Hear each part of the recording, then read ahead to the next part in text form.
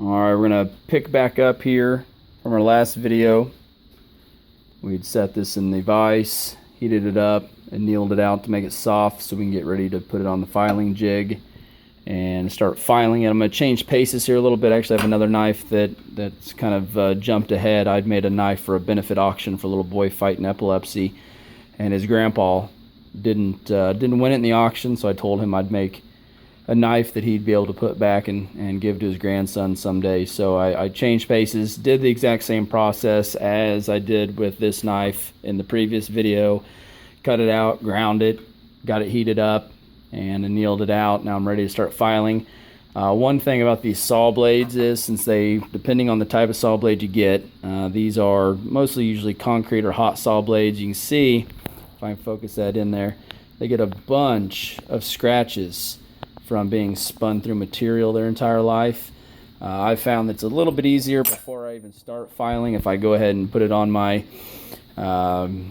stick, a jig basically, and use, I got a sanding bar here, pinch it, and I just run it back and forth. It's a lot easier to get a lot of those scratches out before you start filing, establishing a bevel. That way when you go back and do your final sanding, you're not going to possibly compromise the look of your bevel while you're trying to sand the flats and then also the bevel at the same time. So getting the majority of the scratches out, not all of them, probably about 90% of them, just so it's nice and smooth. What I'll do is get it unclamped from here. I'm going to take a Sharpie, find out the thickness of this metal with a drill bit, figure out what's the closest is, but I'm going to mark the entire edge here. Go ahead and just one-handed.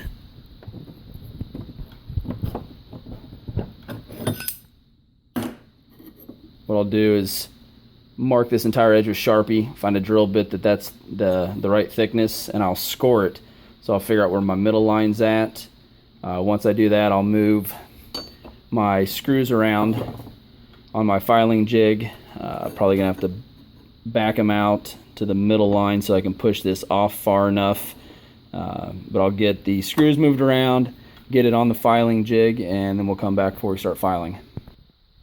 Alright, got it all clamped up. It actually worked out pretty good. Was able to move my screws to the same place, so when I flip the knife over to file the other side, I'm not going to have to move any screws. Keeps the knife pushed off enough that I should be able to get in there once the angle of the file gets dropped. Couldn't get the exact thickness, and that's going to be kind of hard to focus in on, but I got a pretty decent line just a little bit above and below the center line. So once I get down to that, I'll have probably, 10, 15 pieces of paper thickness that I'm not to the center line, but I'll be able to work down to it, but it'll help me kind of keep as even as possible. So I've set it up, clamped it on here to where my file hits my bearing, leaves me an area here that's a lot bigger than I want. Before the ricotta, or just where the blade stops, so it's not you're not in danger of cutting the edge of your finger when you grab the knife. But as I file and get it down where I want it, that's when I will even them out as I'm going back and forth and establishing how far I want the grind or how high I want the grind to go. I'm not really too worried about what it looks like back here. I've left myself enough meat that once I get it filed down where I want it, I can then focus in directly on just getting that evened up to where it's the same on both sides. I got it clamped down good and tight, so what I'll start doing is I've raised my eyelet in the back up fairly high, give me a pretty steep angle, and we're just going to start grinding, or I'm sorry, not grinding, filing until I get down to that middle line, and once we get there, come back and show you what that looks like. Alright, so probably it was about 5-10 minutes maybe at most, just a little slower going, trying to get that light glare. There we go. Trying to go a little slower just so I can make sure that I don't go too far in spots. I don't worry too much about the middle line. I typically gauge how I'm doing off of my file line itself. Am I keeping the height consistent all the way down? It's not quite as high here at the tip.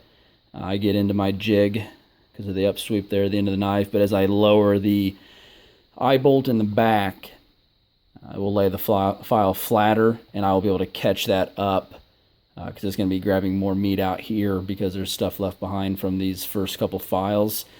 So what I'm going to do, take my little handy dandy brush here, get all the filing away, and take a Sharpie, and I'm just going to color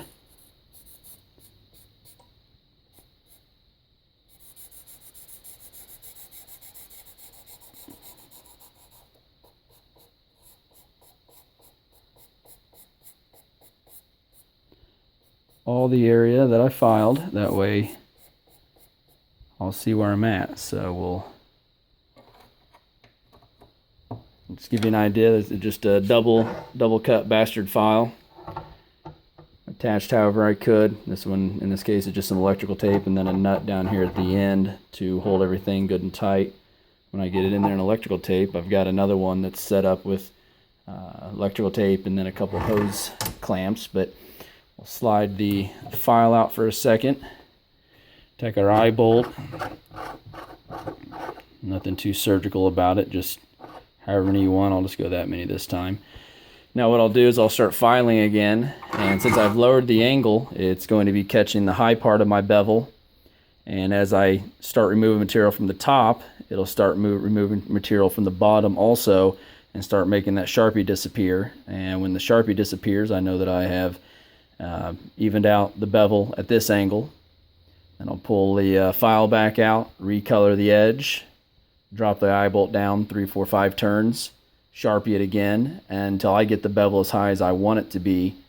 I don't go to my final bevel height until I've filed both sides. I like to get about as high as I want to be, flip it over, file the other one up to make it match, and then put the eye bolt at 1 turn lower, make that side, flip the knife, make the other side. That way I know they're both at the exact same. I don't have to worry about counting turns or figuring out how high the eye bolt is. I can get everything filed and then do one last turn down on the eye bolt.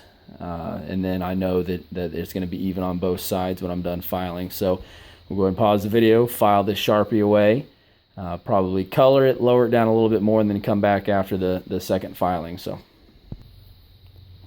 Alright, so we've lowered the eye bolt twice. It doesn't raise the bevel very fast, so you don't have to worry about lowering it too much.